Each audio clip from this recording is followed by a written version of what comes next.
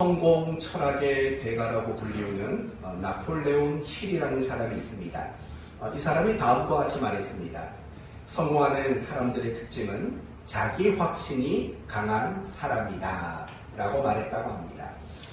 여러분, 성공하는 사람들에게는 어떤 특징이 있다고요? 모두가 자기 확신이라는 것을 가지고 있다는 겁니다.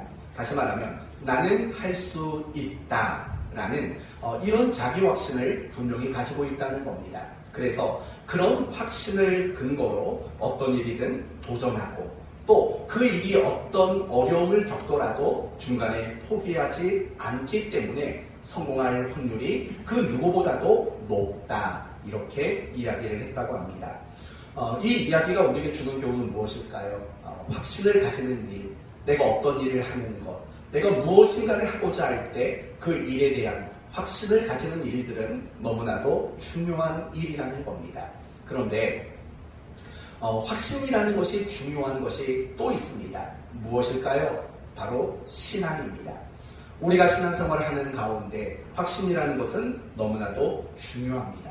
왜냐하면 신앙 안에 확신이 없다는 것은 마치 붕어빵 안에 무엇가 없는 것과 똑같을까요? 팥이 없는 것과 똑같은 거죠. 왜냐하면 신앙의 본질이 결국에는 확신 안에 있기 때문에 그렇습니다. 그래서 바울은 자신의 영적인 아들인 디모데에게 뭐라고 권면을 했냐면 이렇게 말했습니다. 너는 배우고 확신한 일에 거하라 라고 말을 하는 거죠. 무슨 말일까요? 지금까지 배웠던 모든 말씀들, 그 말씀들을 향한 확신을 가지고 목회를 해야 한다 라고 권면하는 내용인 것입니다. 이렇듯이 우리가 신앙생활을 하는 가운데 있어서도 정말 중요한 것은 확신을 가지는 일이라는 겁니다. 오늘 본문 역시 주님께 대한 분명한 확신을 가졌던 나병 환자를 소개하고 있습니다. 그래서 오늘 본문을 통해서 우리가 확신을 가지는 일들이 왜 중요한지를 생각하고 내가 가지고 있는 확신을 어떻게 사용하고 더 나아가서 우리가 가장 중요하게 가져야 하는 확신은 무엇인가, 이런 부분들을 함께 확인하고 배우는 그런 시간을 가지려고 합니다. 오늘 본문의 내용은 굉장히 간단합니다. 예수님께서 나병 환자를 고쳐주시는 사건이 바로 오늘 본문의 내용입니다. 12절을 봅시다. 12절을 보시면 예수께서 한 동네에 계실 때에 온 몸에 나병 들린 사람이 있어 예수를 보고 엎드려 구하여 이르되 주여 원하시면 나를 깨끗하게 하실 수 있나이다 라고 말을 합니다. 나병 환자가 있습니다. 이 나병 환자가 예수님에게 찾아왔다라는 겁니다. 그리고 그 예수님에게 주님 원하시면 나를 깨끗하게 하실 수 있습니다 라고 말을 했다라는 겁니다. 이 대목에서 우리가 알 수 있는 것이 무엇이냐면 나병 환자는 예수님께 대한 분명한 확신이 있었다라는 겁니다. 그렇다면 이 나병 환자가 가지고 있었던 확신은 무엇일까요? 바로 이런 것들인 거죠. 예수님은 나의 병을 고치실 수 있는 능력을 가지신 분이시다 라는 이런 확신을 나병 환자는 가지고 있었다라는 겁니다. 그걸 어떻게 알 수 있느냐, 이 부분을 한번 풀어봅시다. 지금 예수님께 찾아온 이 사람의 병이 무엇입니까? 나병입니다. 다른 말로 말하면 무슨 병이죠? 문둥병이라고요. 여러분, 이 나병이라는 것은 예나 지금이나 그것 상황에 맞을 만큼 격리 생활을 해야 되는 게 바로 이 문둥병입니다. 그리고 성경에 나오는 이 나병이라는 것은 단순히 질병의 차원이 아닙니다. 그럼 뭘까요? 성경은 부정과 더러움의 상징이, 대표가 나병으로 그렇게 성경은 소개하고 있습니다. 그래서 오늘 본문 말씀을 보셔도 12절에 이 나병 환자가 예수님께 뭐라고 말하냐면 나를 어떻게 할 수 있다? 깨끗하게 하실 수 있다라고 말하는 거예요. 만약에 이것이 병이라고 인식을 했다면 나를 낫게 해주실 수 있습니다라고 말했겠죠. 그러나 이 나병 환자도 자신의 그 나병이라는 것을 하나의 질병으로만 생각하는 것이 아니라 무엇으로 생각했냐면 더럽고 부정한 것이라고 여겼기 때문입니다. 왜냐하면 구약 성경은 이 나병이라는 것을 부정의 대표로 늘 이야기하고 있기 때문입니다.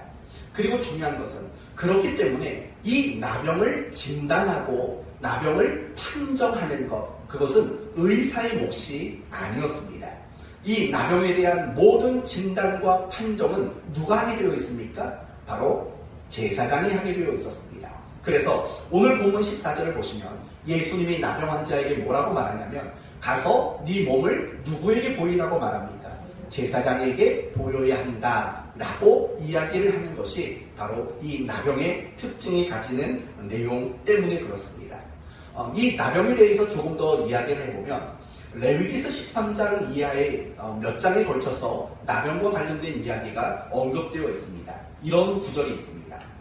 나병 환자는 옷을 찢고 머리를 풀며 윗입술을 가리고 외치기를 부정하다 부정하다 할 것이요 병 있는 날 동안에는 늘 부정할 것이라.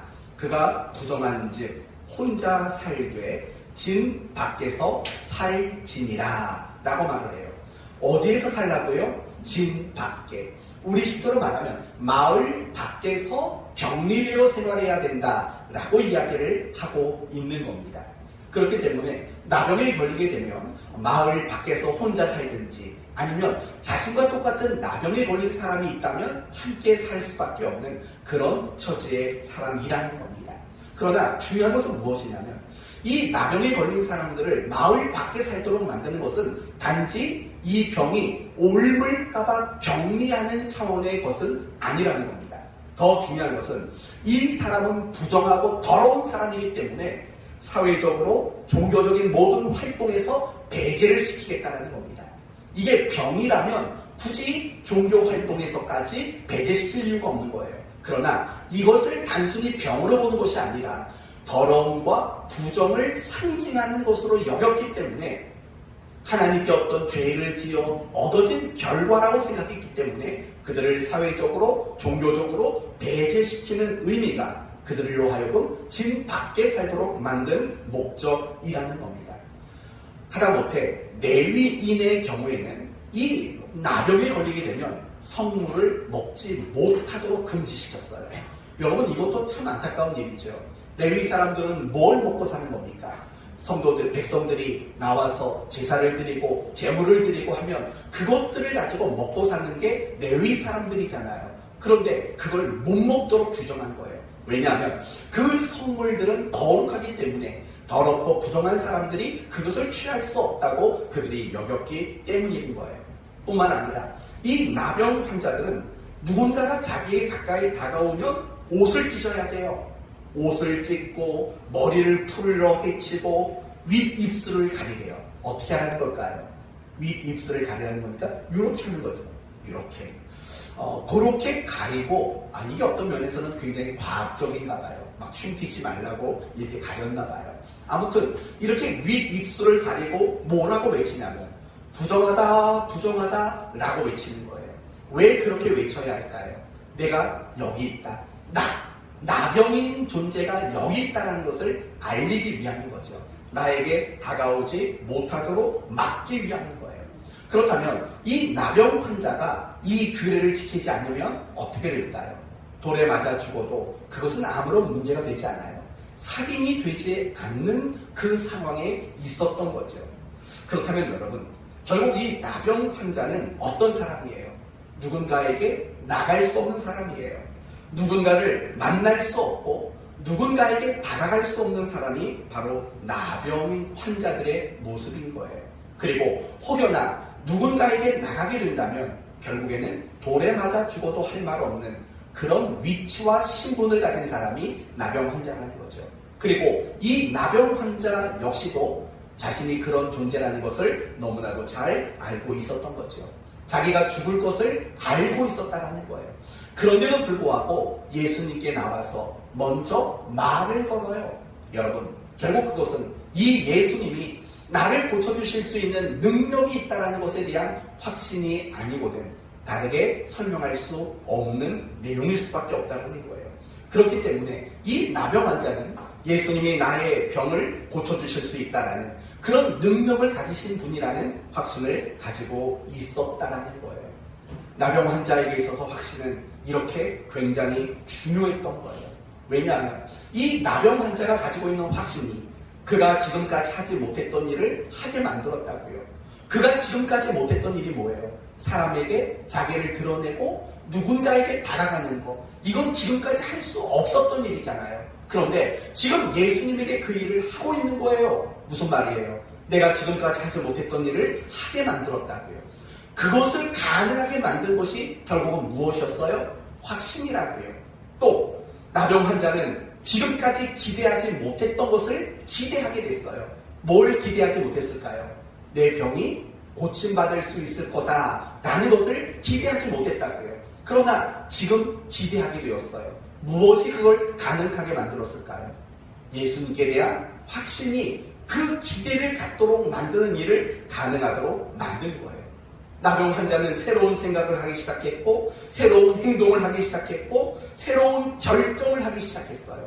그리고 13절을 보면 결국 나병 환자는 그 나병에서 고침을 받게 되었어요.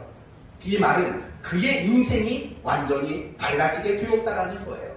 이 모든 것을 가능하도록 만든 것, 그것을 우리는 무엇이라고 볼 수 있는 겁니까? 확신이죠. 예수님께 대한 그 확신이 그를 변화시켰고, 그를 움직였고, 그의 인생을 바꾸어 놓았다라는 거예요. 이 모든 것들이 확신이 만들어낸 결과물이다. 이렇게 말할 수 있다라는 겁니다. 사랑하는 성도 여러분, 우리가 어떤 일을 하든지 간에 그 일에 대한 확신이 사실은 굉장히 중요하다는 사실을 잊지 말아야 돼요. 확신을 가지고 있을 때 그 일에 대한 열심이 나타날 수 있고, 확신을 가지고 있을 때 그 일을 더 잘할 수 있기 때문에 그래요.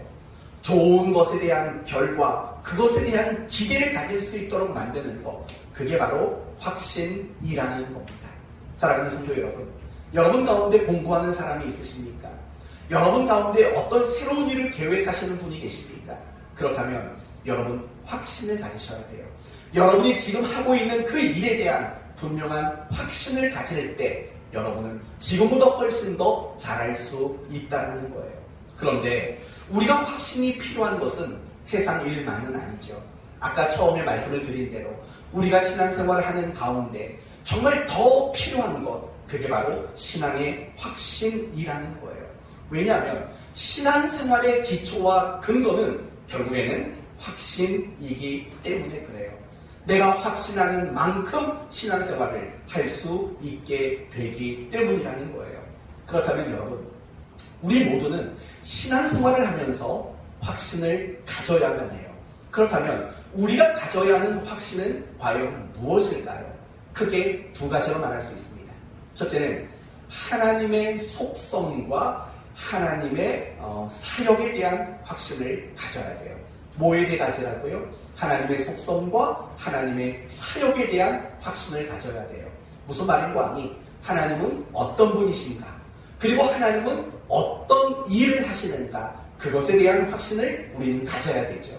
여러분, 하나님은 어떤 분이십니까? 유일하신 분이시죠. 그리고 하나님은 어떤 분이십니까? 세상을 창조하신 분이시죠. 또 하나님은 어떤 분이십니까? 이 세상에 창조된 것들을 주관하시고 통치하시는 분이시죠. 또 하나님은 어떤 분이십니까?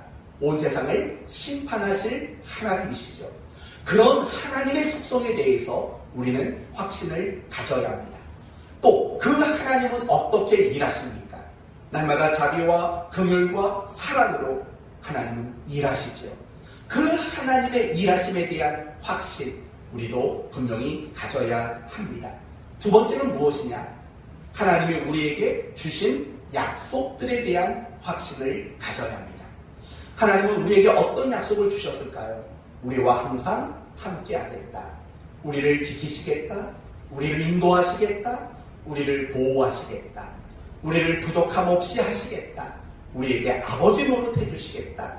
그거 말고도 많은 약속들이 우리에게 주어졌습니다.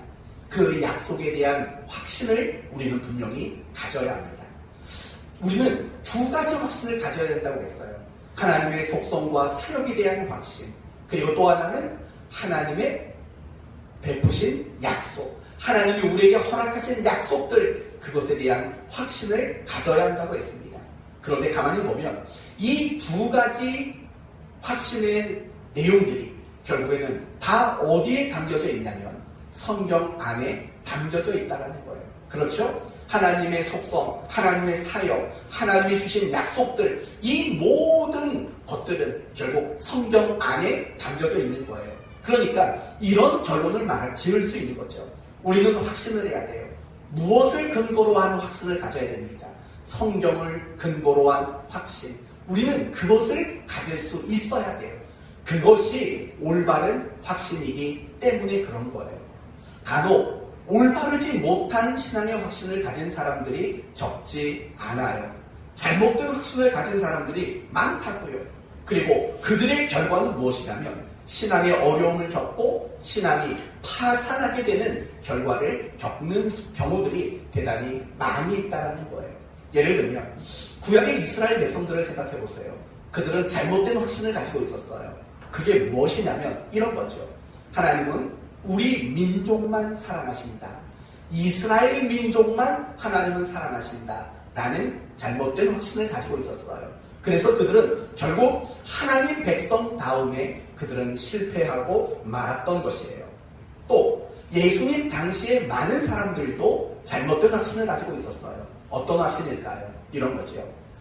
메시아는 정치적인 역할을 하실 분이시다. 라는 그들은 잘못된 확신을 가지고 있었어요. 그래서 결국 어떻게 되었습니까? 예수님에게 바라고 원하는 것은 늘 우리의 임금이 되어 주십시오. 라는 거죠.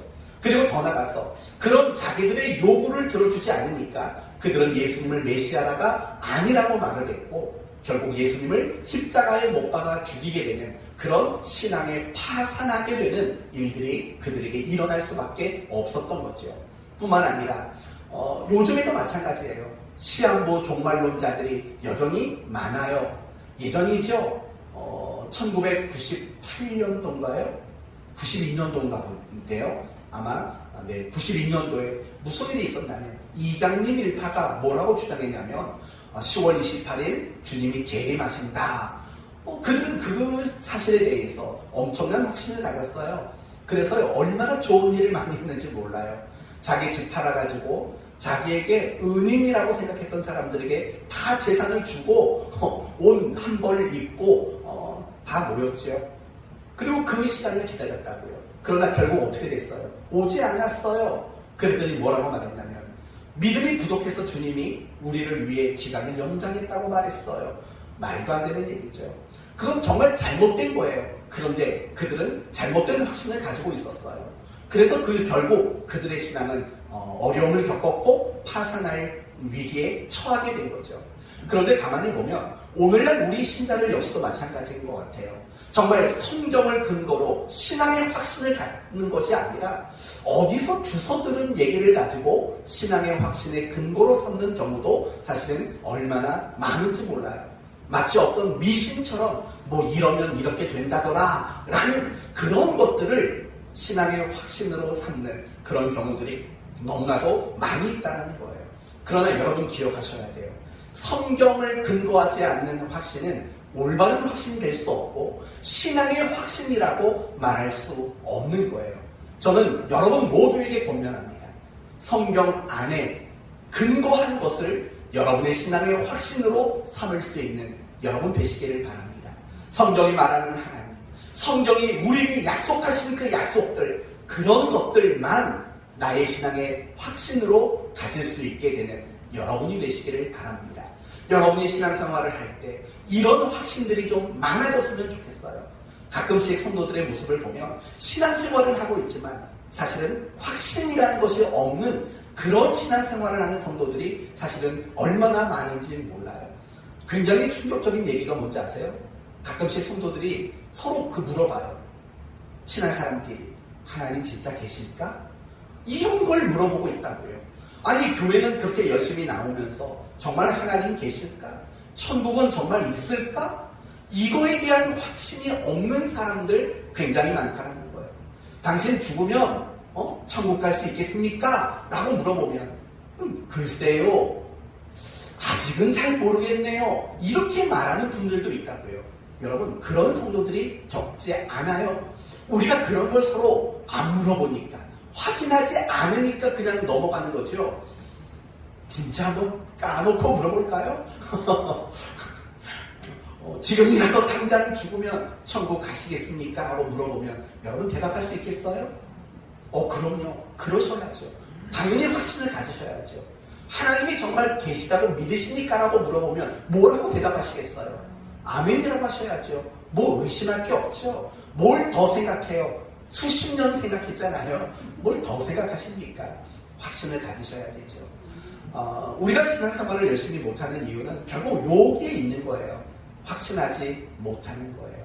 기도하지 않는 이유, 사실은 확신이 없는 거죠. 내가 열심히 하나님 앞에 헌신하고 순종하는 것, 그것에 대한 어떤 확신이 부족한 거죠. 그래서 못하는 거죠.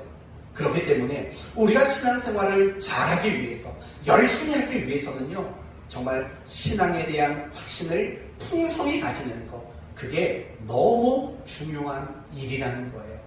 여러분 모두가 신앙의 확신이 풍성해지기를 예수님의 이름으로 축원드립니다. 우리는 지금까지 남영한 자가 예수님께 대한 확신을 가졌다. 그래서 목숨 걸고 예수님께 나올 수 있었다. 지금까지 하지 못했던 일을 하게 되었다. 라는 것들에 대한 이야기를 함께 살펴봤습니다. 그런데 중요한 건 지금부터입니다.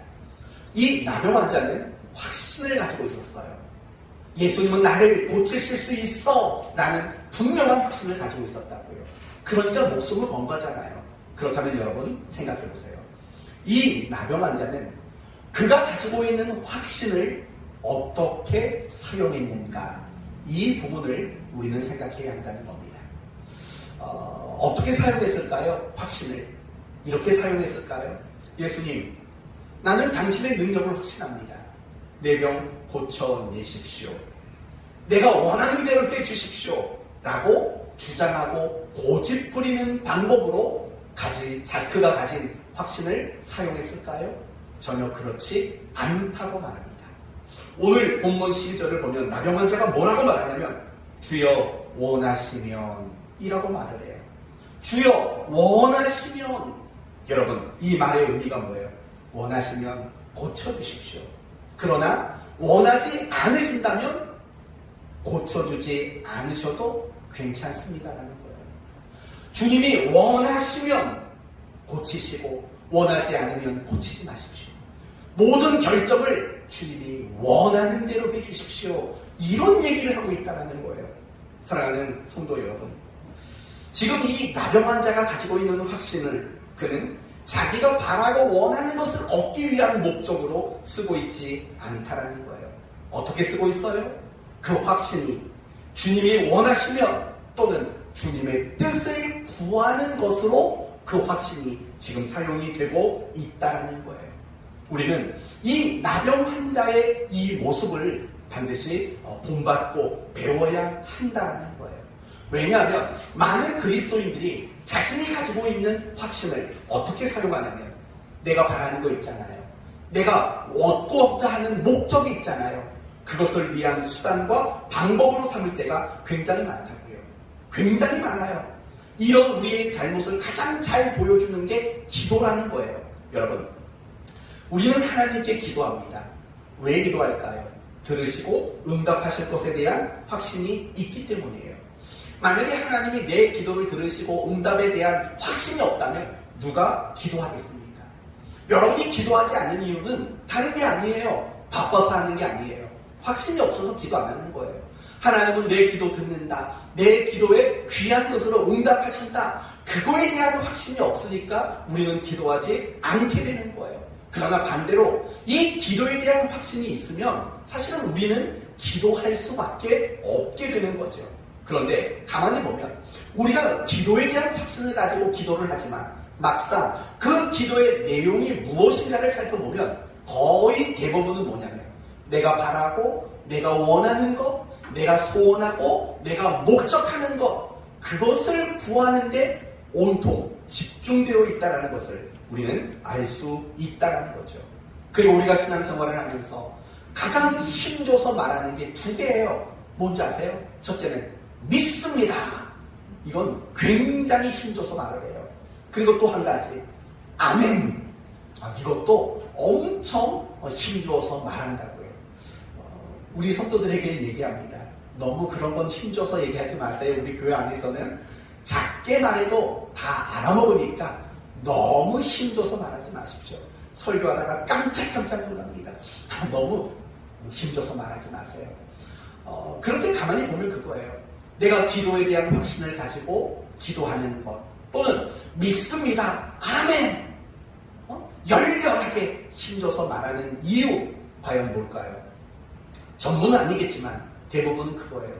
믿으니까, 나 아멘 크게 했으니까 내가 원하는 거 주십시오 이럴 때가 사실은 너무나도 많이 있다라는 거예요.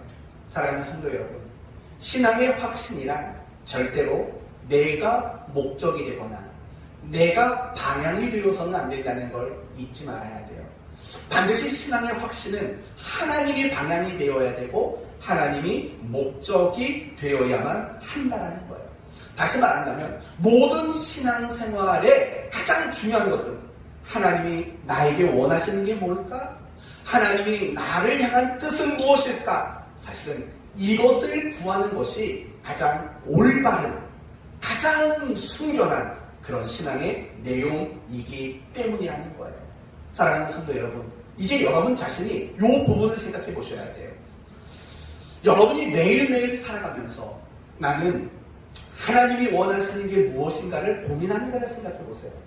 내가 매일매일 순간순간 속에서 하나님의 뜻이 무엇인가를 알고자 하는 마음을 붙들고 있는가? 이걸 우리는 생각해 볼 줄 알아야 되는 거예요. 때로는 우리가 살다 보면 참 일이 잘 풀릴 때가 있어요. 그렇죠? 참 잘 풀릴 때가 있다고요. 그런 순간 속에서도 하나님이 나를 잘되게 하시는 이유가 뭘까? 나에게 왜 잘되고 하셨을까? 나에게 바라는 게 뭘까? 뜻이 뭘까? 이걸 고민해야 된다고요. 그러나 때로는 우리가 어려운 순간들, 고난과 실패를 겪게 되는 순간들도 있다고요. 그런 순간에도 우리는 하나님이 원하는 게 뭘까? 하나님의 뜻하시는 바가 뭘까? 우리는 이것을 반드시 생각하고 고민할 줄 알아야 돼요. 내가 어떤 일을 선택하기 앞서 내가 무엇을 선택하는 게 하나님이 원하는 거고 하나님의 뜻일까? 이런 것들을 우리는 생각하고 고민할 줄 알아야 돼요. 내 가정을 향해서, 내 일터를 향해서 하나님의 뜻이 뭘까? 하나님이 원하는 게 뭘까? 늘 우리는 이런 사고방식을 가지고 살아가야 한다는 거예요. 그게 참다운 신앙생활 아니겠어요? 그게 바로 참다운 신앙생활이라고요. 끊임없이 물으셔야 돼요. 하나님이 원하는 게 뭡니까? 하나님 뜻이 뭡니까? 우리는 끊임없이 물어야 된다고요. 조금만 더 구체적으로 물어볼까요? 여러분, 지난 한 주간 어떠셨어요? 하나님 원하시는 게 뭐예요? 하나님 뜻이 뭐예요? 내가 어떻게 하면 좋을까요? 그걸 여러분은 하나님께 묻는 한 주간을 사셨습니까? 아니면 반대로 혹시 하나님이 원하는 거 묻지 않고 하나님의 뜻이 무엇인가를 확인받지 않고 오로지 내가 원하는 것만 고집하고 내가 원하는 것만 주장하는 그런 삶을 살지는 않으셨습니까? 혹여나 만약에 여러분이 그러셨다면 하나님의 뜻을 묻지 않고 하나님이 원하는 것을 구하지 않았다면 여러분은 진정한 신앙생활, 참다운 신앙생활을 한 것이 아닙니다. 여러분은 샤머니즘의 신앙을 가진 겁니다. 여러분은 기복주의 신앙을 가지고 있었던 것 뿐입니다. 그렇다면 참다운 신앙생활은 무엇일까요? 이미 말씀드렸죠. 내가 바라고 내가 원하는 것이 아니라 하나님이 원하고 하나님이 뜻하시는 것, 그것을 구하는 거죠. 여러분, 오늘 본문 16절을 보시면 우리가 얼마 전에 설교했던 주제가 또 등장해요. 16절. 예수는 물러가사 한적한 곳에서 뭐 하셨대요? 기도하셨다고 말해요. 예수님이 무슨 기도했을까요? 능력 좀 더 주십시오. 뭐 이런 기도했을까요? 그렇지 않죠. 하나님이 원하는 게 무엇입니까? 하나님 뜻이 뭡니까? 이런 기도를 하신 거죠.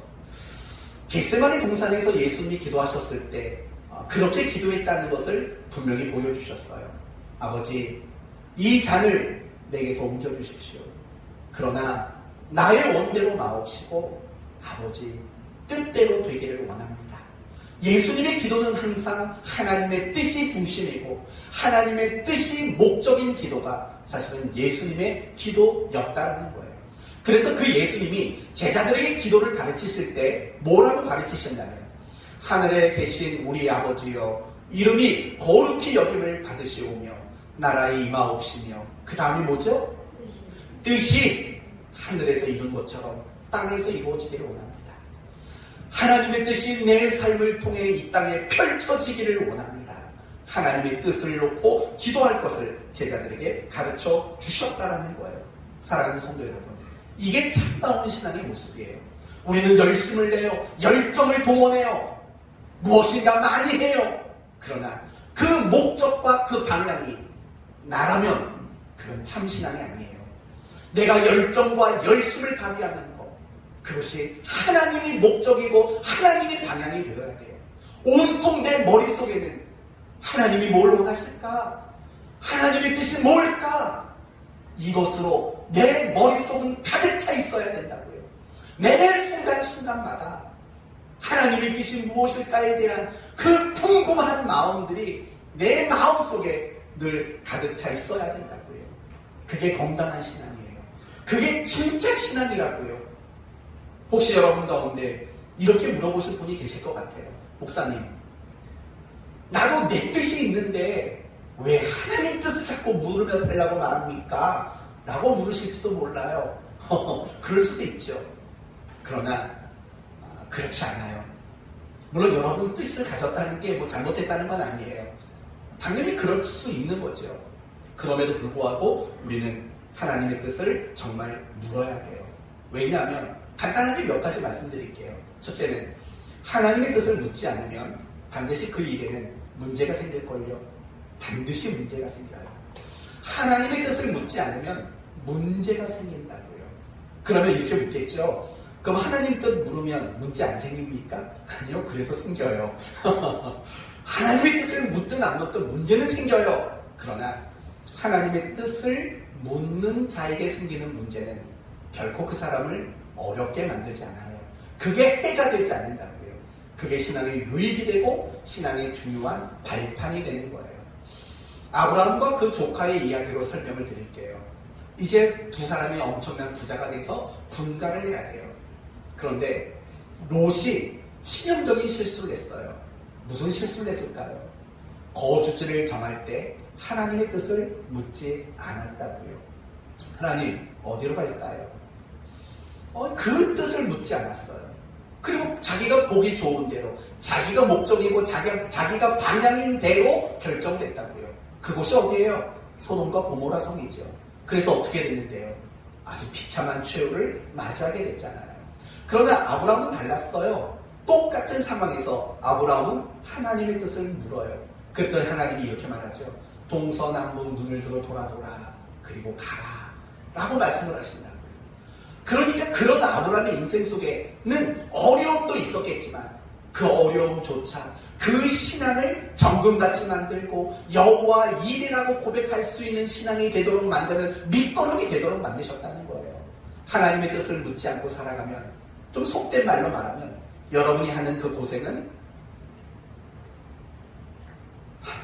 말 못하겠어요. 근데 알아먹은 거죠? 여러분이 하나님의 뜻을 묻지 않고 하는 고생은 X고생이다. 이라고 말할 수밖에 없는 거예요. 두 번째, 우리가 하나님의 뜻을 물으면 사실은 평안이 있는 거예요. 여러분, 우리가 살면서 참 마음의 평안을 잃어버릴 때가 많아요. 왜일까요? 어려운 일이 생겨서 평안을 잃을까요? 아니에요. 내가 이 어려움을 겪고 있는데 이 속에 하나님의 뜻이 뭔가를 모르니까 어려운 거예요. 그러니까 괴로울 수밖에 없는 거예요. 세 번째, 사실은 내 뜻보다 하나님의 뜻이 더 복되기 때문에 그래요. 여러분 가운데 완전하신 분 계세요? 안 계셔요. 그러나 하나님은 완전하셔요. 그렇다면 내가 세운 뜻과 하나님이 세운 뜻 중에 어느 것이 더 복될까요? 이건 물어보나 망하죠. 이런 질문과 똑같죠. 여러분이 낫습니까? 하나님이 낫습니까? 라는 질문과 다르지 않다고요. 그렇기 때문에 우리는 하나님의 뜻을 묻는 거 너무 당연해요. 뭐 그 밖에도 하나님이 내 삶의 주인이시기 때문에 하나님의 뜻을 묻는 건 너무나도 당연한 거예요. 사랑하는 성도 여러분, 항상 신앙생활은 하나님이 방향이고 하나님이 목적이고 하나님이 결과이셔야 해요. 그렇기 때문에 우리는 신앙생활을 하는 가운데 날마다 하나님의 뜻을 물을 줄 아는 이런 성도의 삶을 살아가야 마땅한 거예요. 제가 여러분에게 다시 한번 강하게 권면을 드립니다. 제발 하나님이 원하시는 게 뭔지를 묻고 사세요. 제발 하나님의 뜻이 무엇인가를 알고자 하는 마음으로 여러분 모두가 하루하루 그렇게 살아갈 수 있게 되기를 바랍니다. 바로 그것이 중요한 거예요. 내가 확신을 가지고 있다. 그래서 내가 바라고 원하는 것을 고집하고 주장한다. 틀렸다는 겁니다. 내가 확신을 가지고 있다면 그 확신을 하나님이 원하는 쪽으로 하나님의 뜻을 향해서 사용할 줄 아는 것이 참다운 확신이다 라고 여기까지 왔습니다. 이제 마지막 한 가지 여러분에게 또 하나 강조하고 싶은 게 있습니다. 예수님을 찾아온 나병 환자가 예수님께 이런 고백을 했어요. 저는 이 고백이 정말 마음에 와닿아요. 12절 주여 원하시면, 저는 이 말이 우리 모두의 마음이 되었으면 좋겠다라는 생각이 사실은 많습니다. 여러분, 만약에 여러분이 나병 환자의 입장이라면 어떻게 하시겠어요? 목숨 걸고 찾아왔어요. 그런데 그 예수님한테 원하시면 고쳐주시겠어요? 이렇게 말하겠냐고요. 예수님 바지는 안 입었겠죠. 아무튼 예수님 옷자락 붙잡고 때를 쓰겠죠. 제발 고쳐주십시오. 예수님이 지금 날 안 고쳐주시면 난 죽습니다. 제발 고쳐주십시오. 우리는 그렇게 했겠죠. 저라도 그렇게 했을 것 같아요. 저희 아버님이 암으로 돌아가셨잖아요. 암 진단을 딱 받고 나서 제가 하나님께 기도하는데 어떻게 기도했냐면 하나님 뜻대로 해주세요 라는 기도 못했어요. 저 못했다고요. 그 기도는 시간이 흐른 뒤에 그 다음에 했어요. 어쩌면 그것도 어려운가 보다, 치료되기 어려운가 보다라고 판단이 들어서 그렇게 기도가 바뀌어졌는지는 모르겠어요. 그런데 분명한 것은 그거예요. 암 진단을 받고 나서 했던 기도는 하나님 제발 고쳐주세요였어요. 제발 고쳐주세요였어요. 하나님 뜻대로 해주십시오라는 기도를 솔직히 못했다는 거예요. 성경에 여러 병든 자들의 이야기가 나오잖아요.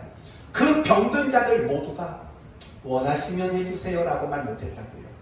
거의 대부분의 병자들은 주여 나를 불쌍히 여기소서, 제발 좀 고쳐주소서, 이게 모든 병들 자들의 대부분의 이야기였다고요. 그런데 오늘 나병 환자들을 보니까요. 나병 환자를 보니까 이 나병 환자가 자꾸 말이 헷갈리는 게 요 옆에 나병만 소아과가 있어요. 이게 자꾸 그 말이 헷갈려요 지금. 나병 환자가 예수님께 말하죠. 주님 원하시면, 이렇게 말할 수 있었어요. 저는 여기에 가장 큰 고민이 있었어요. 아니 나라도 그렇게 못할 텐데, 아니 이 나병 환자는 사실은 예수님께 대한 기적을 직접 보기도 어려웠지 않겠냐고요. 왜요? 진 밖에 격리 생활을 했던 사람이잖아요.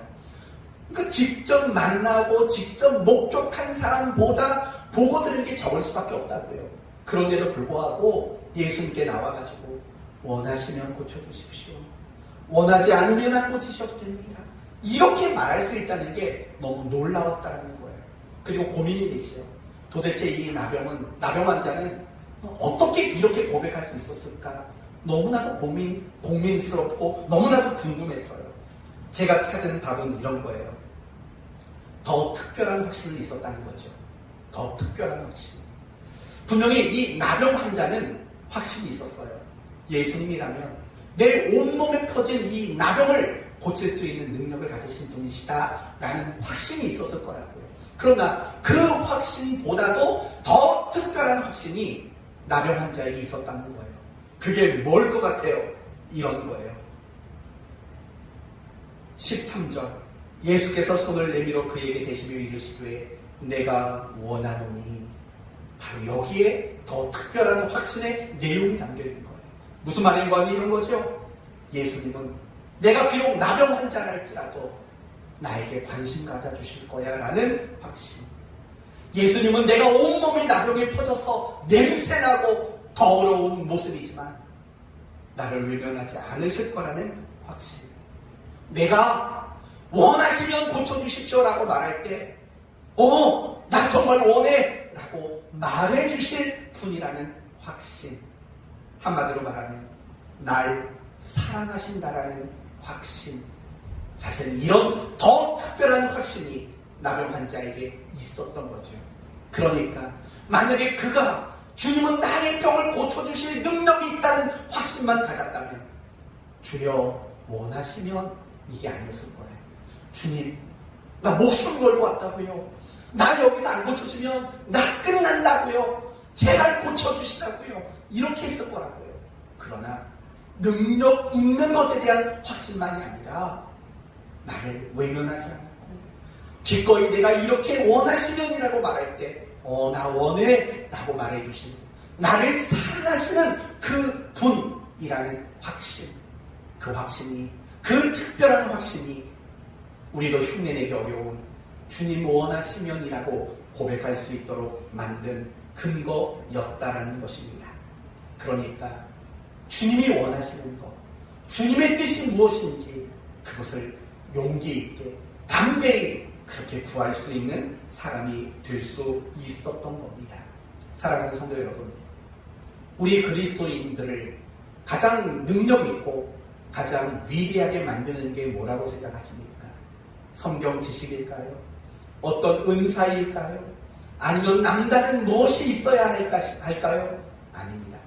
우리 그리스도인들을 가장 능력 있게 가장 위대하게 만드는 것, 하나님이 나를 사랑하신다라는 그 분명한 확신을 가지는 것, 그것이 우리 그리스도인들을 능력 있게 만드는 가장 중요한 원천이 된다라는 겁니다. 여러분은 사도 바울의 위대함을 아실 겁니다. 고난과 고통이 연속이었던 인생, 그럼에도 불구하고 한결같이 변함없이 충성된 사람으로 살아왔던 그의 인생, 과연 무엇이 그것을 가능하게 만들었을까요? 로마서 8장 35절에서 39절 한번 찾아보시겠습니까? 로마서 8장 35절에서 39절입니다. 로마서 8장 35절에서 39절. 우리 또박또박 39절까지, 35절에서 39절까지 한번 함께 읽어보도록 하겠습니다. 누가 우리를 그리스도의 사랑에서 끊으리요? 환난이나 곤고나 박해나 기근이나 적신이나 위험이나 칼이랴. 기록된 바 우리가 종일 주를 위하여 죽임을 당하게 되며 도살 당할 양같이 여김을 받았나이다 함과 같으니라. 그러나 이 모든 일에 우리를 사랑하시는 이로 말미암아 우리가 넉넉히 이기느니라. 내가 확신하노니 사망이나 생명이나 천사들이나 권세자들이나 현재의 일이나 장래의 일이나 능력이나 높음이나 깊음이나 다른 어떤 피조물이라도 우리를 우리 주 그리스도 예수 안에 있는 하나님의 사랑에서 끊을 수 없으리라. 아멘. 바로 이거예요. 사도 바울을 그렇게 위대하게 능력 있게 한결같은 사람 되도록 만든 것, 바로 이런 하나님의 사랑에 대한 확신, 바로 그것이 그 모든 것들을 이기게 만든 힘의 원천이었다는 것입니다. 사랑하는 성도 여러분, 전 우리 사랑하는 성도들이 하나님의 사랑을 확신하는 성도들이 되었으면 좋겠습니다. 내가 비록 어려움에 있고 내가 비록 고통 가운데 있다 할지라도 하나님의 사랑, 나를 향한 그 하나님의 사랑, 그 사랑에 대한 확신이 여러분에게 넘쳐나게 되기를 바랍니다. 그럴 때 여러분은요, 하나님의 뜻을 물을 수 있어요. 왜요? 날 사랑하잖아요. 날 위해 자기 독생자까지 내주셨잖아요. 그렇게 나를 사랑하잖아요. 그분의 뜻을 묻는다면, 그분의 원하심을 묻는다면 두려울 게 뭐가 있겠어요? 날 위해 죽으신 그분의 뜻, 그분의 원하심, 그것을 묻는 것이 기쁨이고 행복인 인생일 수밖에 없는 거죠. 어떤 어려움 속에서도, 어떤 고통과 시련 속에서도 주저앉지 않을 수 있는 힘의 근거, 하나님은 나를 사랑하신다라는 분명한 확신인 거죠. 사랑하는 성도 여러분, 하나님은 당신을 사랑하십니다. 하나님은 당신을 그 누구보다도 사랑하십니다. 이 하나님의 사랑을 날마다 확신하는 여러분 되시기를 바랍니다. 이제 오늘 말씀을 마치겠습니다. 우리가 그리스도인답게 살아가기 위해서 필요한 것이 있다면 신앙의 확신을 가지는 일입니다. 하나님이 어떤 분이시고, 하나님이 어떻게 일하시고, 하나님이 나에게 주신 약속이 무엇이고, 이 성경 안에 기록된 것들, 그것이 우리가 확신해야 할 가장 중요한 근거들입니다. 그러나 우리가 확신해야 될 것은 단지 하나님의 능력과 권세만 확신하는 것이 아니라 나를 향한 측량할 수 없는 하나님의 사랑, 그 사랑을 확신해야만 합니다. 그럴 때 우리는 우리의 목숨도 감수하고 하나님의 뜻을 구하고 하나님이 원하는 것을 알고자 하는 이 그리스도인의 정도를 걸을 수 있는 성도가 되는 것입니다. 이제 이 한 주간, 아니 여러분의 남은 인생 가운데 나를 사랑하시는 하나님을 확신하심으로 하나님의 뜻을 따라가는 기쁨 속에 살아가는 여러분 되시기를 예수 그리스도의 이름으로 축원드립니다. 아멘. 기도합시다. 하나님 감사합니다. 나병 환자는 목숨을 걸고 예수님께 나왔습니다. 그것은 예수님이 자신의 병을 고칠 수 있는 능력 있는 분이라는 것을 알았기 때문입니다. 확신했기 때문입니다. 그러나 그는 예수님 앞에 주님 원하시면이라고 말했습니다. 이렇게 말할 수 있었던 것은 능력에 대한 확신보다 더 큰 나를 사랑하시는 분이라는 더 큰 확신을 그가 가졌기 때문입니다. 하나님, 우리도 이 나병 환자처럼 성경에 기록된 많은 것에 대한 분명한 확신을 가지게 하시옵소서. 무엇보다도 나를 사랑하시는 하나님의 사랑에 대한 특별한 확신이 우리에게 가득하게 하여 주옵소서. 그 확신을 가지고 매일 매 순간순간마다 하나님이 원하는 것, 하나님의 뜻이 무엇인가를 구하고 찾고 그 뜻을 따라 살아가는 우리 복된 성도들 모두가 되게 해 주옵소서.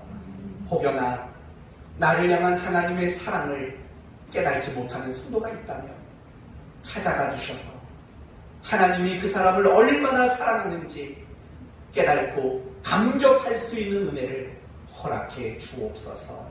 예수님의 이름으로 기도 올려옵나이다. 아멘.